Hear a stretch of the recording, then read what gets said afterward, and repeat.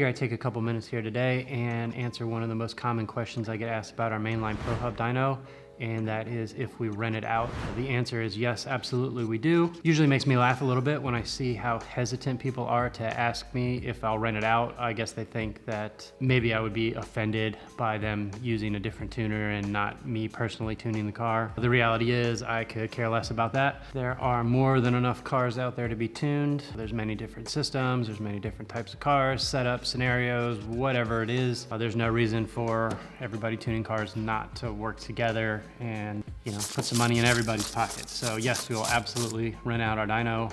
I guess there's a little bit of a misconception that a lot of people think that because it's a Mainline Pro Hub dyno that we only do high horsepower cars. That is not true at all. It doesn't matter if you got a 70 horsepower Honda Civic or Mazda Miata, whatever it is, or a 3,000 plus horsepower Pro Mod, or anything in between.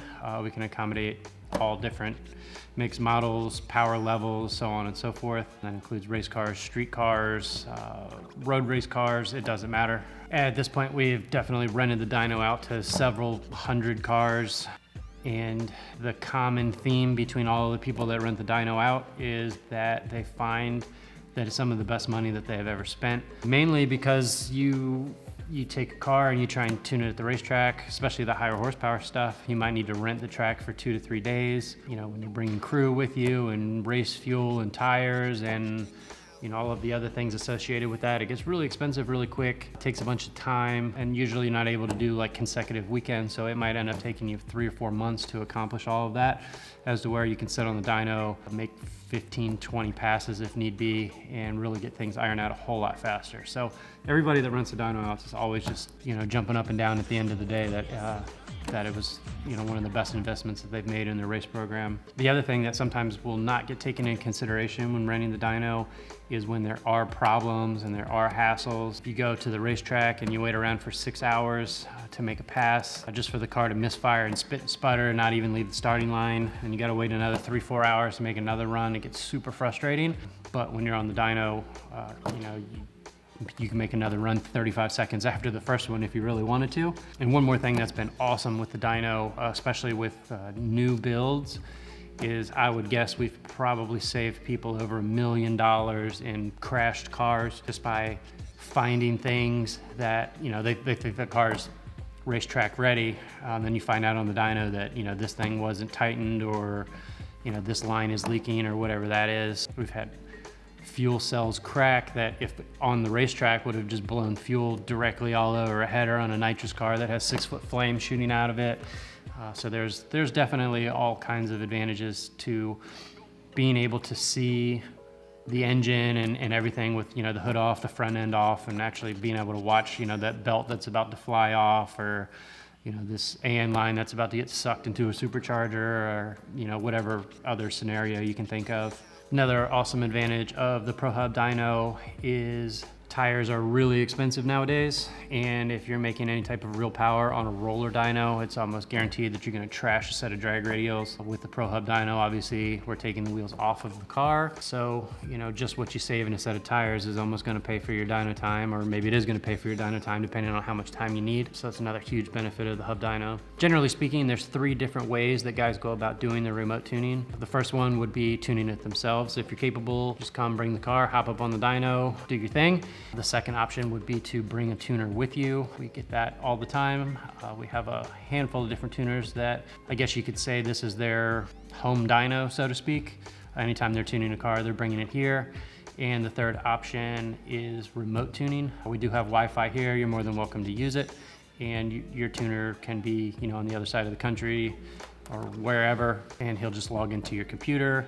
And they'll do their thing. With all 3 of these options, we'll obviously help set the dyno up, run the dyno, interpret dyno charts, send dyno charts to the tuners, in any way that we can kind of help in that regard, we're more than happy to do so.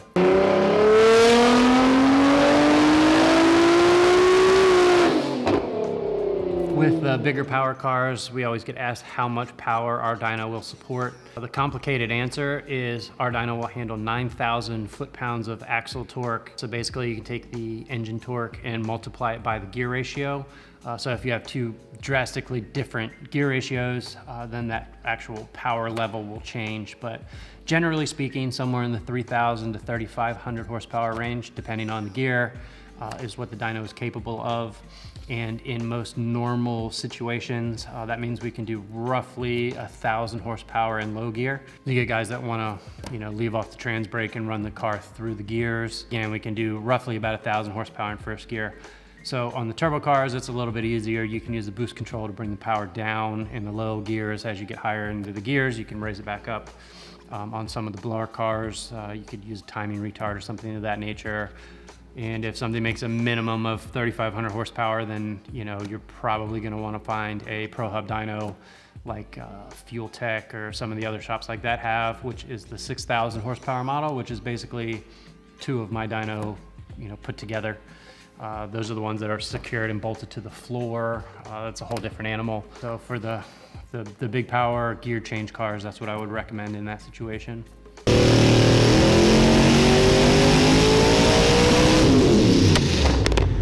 And to go over the rest of this, we'll actually hop over onto my website where I have a checklist that will kind of walk you through maybe what you need to know, but we'll go over it here real quick.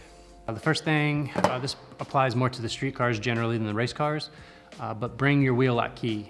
We will need to take the wheels off of the car to set it up on the dyno, and you would be surprised how many people don't have a wheel lock key, don't know where it is, they can't take the wheels off. If we can't get the wheels off, then we can't put the car on the dyno. That always leads to huge disappointment for myself and the owner of the car. For the race car guys, if you have some crazy, weird, system you need to get the wheels off, or you need a chisel and a custom-made socket and blah, blah, blah, like make sure you bring anything that's oddball.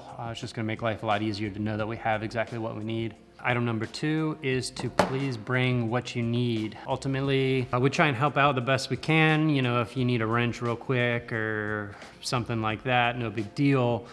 But we have guys that want to come and pull cylinder heads off and change camshafts and change torque converters, change engines, whatever it is.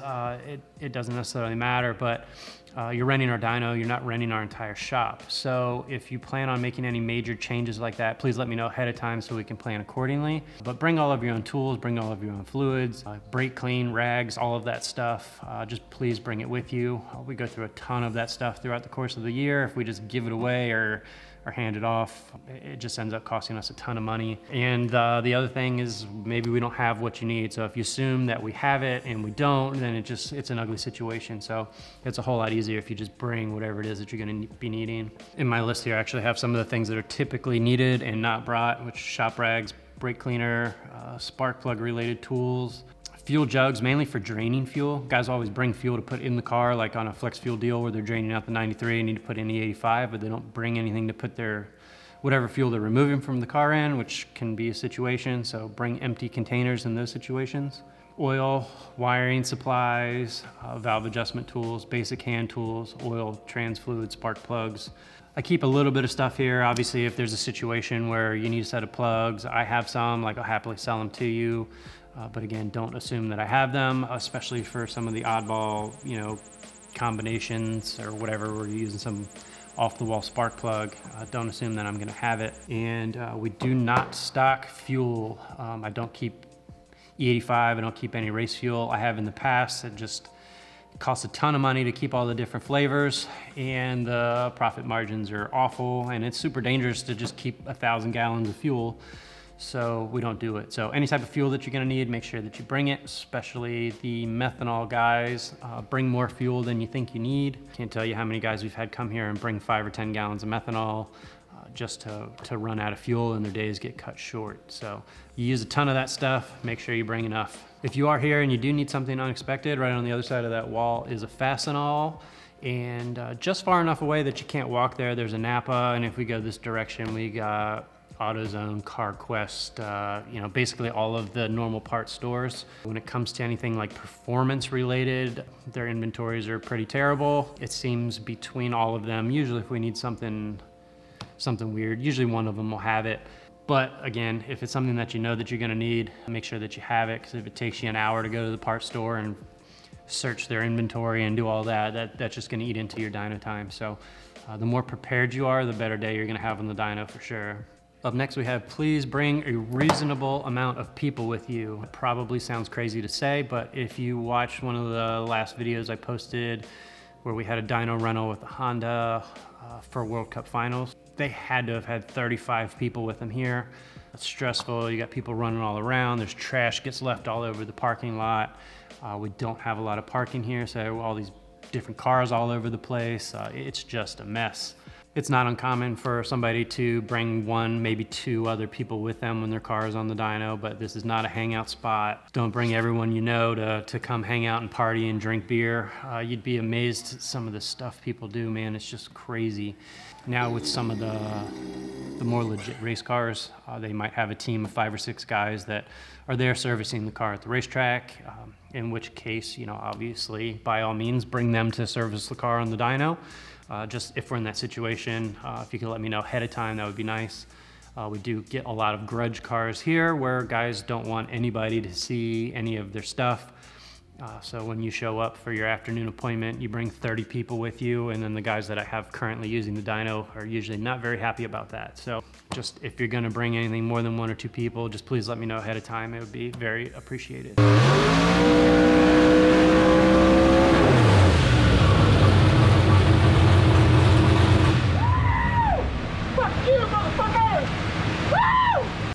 Next on the list, we have your dyno numbers will not be shared if you do not want them to be. I haven't had much time lately to make videos of the cars that we've had on the dyno during rentals, but we get some guys that are just, by all means, please make a video, you know, share the numbers, no big deal. We get other guys that I halfway convinced come here just because they want a video of their car on the dyno. So obviously in those situations, you know, we can make that happen. Then we got other guys that, you know, they think the car is going to make 2,000 horsepower. It makes 1,200. So at the beginning of the day, they're like, yep, go ahead, share the numbers, no big deal. And then once the car underperforms, they don't want the number shared. So let me know after the fact too. You know, we can change up the original arrangements. Then we have some guys that are okay with a video of the car on the dyno, but they don't want to share any numbers. And then we have some guys that don't want any pictures or videos of the cars at all. It doesn't matter to me. If you want your stuff to be top secret, then so be it. I've had countless cars come through here that nobody knows about. I don't post everything that I do.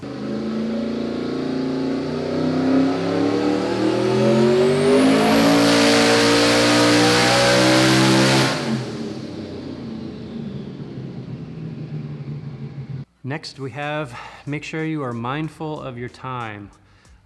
Time gets away from people in a hurry when they're on the dyno. And what I mean by that is guys think they might need a 4-hour half-day rental. What feels like 20 minutes later, they're already 6 hours in, and now they're scrambling around to try and accomplish what they need to do in a, you know, compressed amount of time.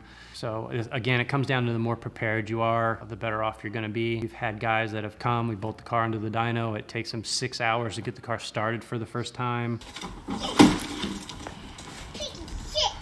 We've had cars travel 4 or 5 hours to get here. The thing backfires, you know, through the intake, trying to pull it out of the trailer, blows the intake off the car, and the day is cut short.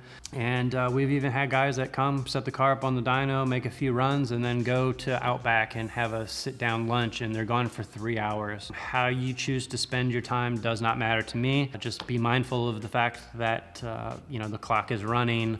I use my dyno all day, every day, so if your car is on the dyno, then I can't use it for something else, so that you're gonna get billed for it. On that note, some of the streetcar stuff, or maybe situationally, we'll just do hourly. We have like a 2-hour minimum for anything to rent the dyno. But for most of the race car stuff, we'll tend to either do like a 4-hour, which I consider to be a half day, or 8-hour, which I consider to be a full day rental. If you're gonna go through the hassle of setting up and renting a dyno, most people find that even when they think they want a half day, they still end up going for the whole day anyways. So if you schedule a half day, I might have a car scheduled behind you, in which case, if you needed more time, then, you know, sorry, but if there's time available, you sign up for a half day, there's nothing behind you, then, you know, we can accommodate you for a full day. But if there's any thought that maybe you're gonna need a full day, obviously I would recommend just scheduling for a full day. There's In a lot of instances, a full day isn't enough, depending on how thorough you want to be, how much stuff you want to test, how much stuff you want to try out. The thing people also forget to take into account is cool down, cooling the trans off, cooling the engine off, especially some of the cars without radiators and things of that nature. Our mainline fan works amazing. It does an awesome job keeping everything cool.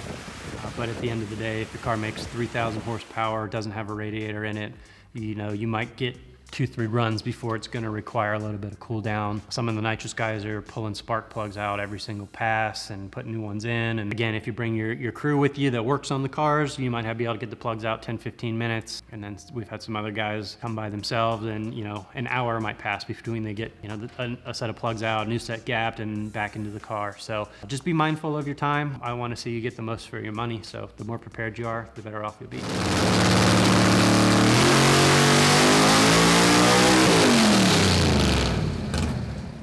Next we have our parking lot is not very trailer friendly. So if you have just a normal, truck, normal pickup truck and open trailer, that's no big deal, or smaller enclosed trailer. Some of the guys with, big stacker trailers and toters and all of that good stuff. Just before you pull into our parking lot and realize you can't get out easily, let me know ahead of time. We have a few different places that we park trucks and trailers depending on the size. Again, if you're dealing with something that's a little abnormal, just let me know ahead of time and we can help let you know, where to park it. A lot of times if we plan it out ahead of time and none of the other shops are utilizing this little kind of side street over here, what we'd tend to do is actually back the truck and trailer in, and then you can unload the car right by the door where the dyno is, which is awesome. Especially the nitrous guys are filling bottles every other run or whatever, then the trailer's right there. There's electrical outlets right here. No, as soon as I turn on this, what the Doing it that way is really nice.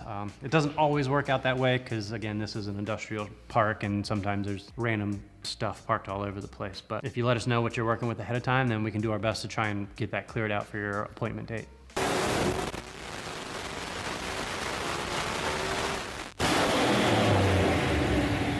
Next thing we got is to make sure you know what your gear ratios are. This isn't the end of the world if you don't know. On the streetcar stuff, it's not as big of a deal because we can actually use the dyno to calculate it if you don't know what the ratios are. But if you're dealing with a 2,000-3,000 horsepower car, trying to hold it at a given rate with a loose converter, it's doable, but it's not as clean of a process as just manually entering what the gear ratios are into the computer. The gear ratios do not have an effect on the power readings of the dyno. They're just used for control. So basically, our dyno does everything off of axle RPM. And by entering the gear ratio into the computer, we're able to convert axle RPM into engine RPM, which makes everything a whole lot easier, especially when choosing a ramp rate and rate of acceleration. It's a whole lot easier to say we want to accelerate from 3,500 engine RPM to 9,000 engine RPM than it is to say we're going to go from 940 axle RPM to whatever the other side of that is.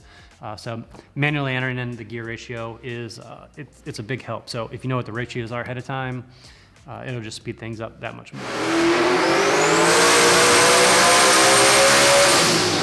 The last point here is we need to choose a ramp rate, a rate of acceleration for your dyno runs.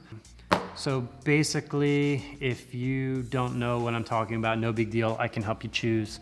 But if you want to try to simulate going down the racetrack, if you are able to look at a data log, assuming this is not a brand new car and you have some actual track data. So say you want to, in high gear, you want to start the run at 3,500 RPM and you want to end it at 9,000 RPM. If you have a data log in high gear and you can, see what the duration of time is between 3,500 and 9,000 RPM, say it's 5 seconds, then we can set the rate of acceleration on the dyno to match that. So if you know what that rate of acceleration is or have a good idea, or maybe you want to match it to what your buddy's car is with the same combo or whatever, however you choose to do it, if you have a preference on what you want that rate of acceleration to be, just try and be mindful and sort of figure that out ahead of time. That way, again, you're not sitting here on the dyno trying to make 100 phone calls and wasting 2 hours trying to figure out what your rate of acceleration needs to be. Generally speaking, with a given gear ratio and a given horsepower level, then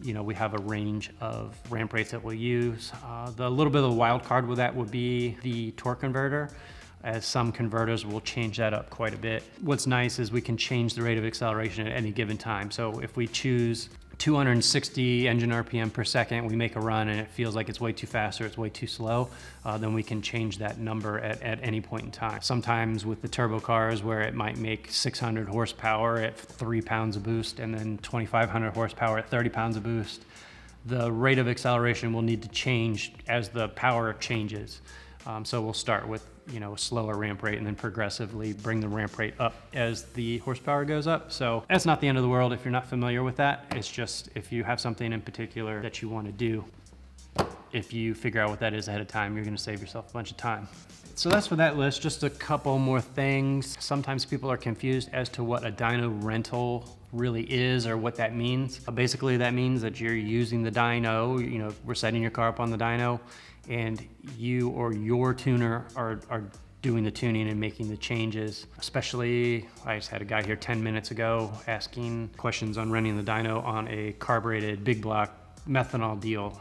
Basically, I told him I don't do anything with carburetors. You're more than welcome to use the dyno, just got to bring your own tuner. So in that situation, we would bolt the car to the dyno, make a run, look at the air fuel ratio or timing or whatever it is. I can help interpret some of the data, maybe help guide you in the right direction. You'd be responsible for changing your own jets or moving your distributor or whatever it is that needs to happen in between runs. That would be up to you. The other thing, just to be clear of with the dyno rentals, is I'm not tuning the car, you are. So just because you're pushing the buttons on the laptop doesn't mean you're gonna make 2 runs and then ask me what changes you should make between the 2 runs. I have absolutely no problem at all helping you or maybe lending some thoughts or some opinions or whatever the case may be, or kind of help you decipher some of the graphs or whatever that looks like. But it's happened before. A guy comes, runs the dyno, plugs his cable into the car, makes a run, and then it's like, okay, what do I need to change? Like, that's not dyno rental. That's a whole different conversation. So again, you're in the driver's seat as far as making the changes and deciding what the changes need to be. If I can help you out throughout that process, I'm more than happy to, but I am not doing it for you for the dyno rental. And last but not least, this has actually just started here recently, probably in the last 6 months to a year. Probably as a result of some of the Holley how-to videos I've been posting on this channel. I keep getting asked if I will rent the dyno out and offer private training on tuning. Well, it's almost exclusively Holley products. So I actually have not done this yet. I'm not opposed to it. The $1 million question is how to charge for it. If that's something that you're interested in, the answer isn't, it's not a no. It's just, we'll have a conversation.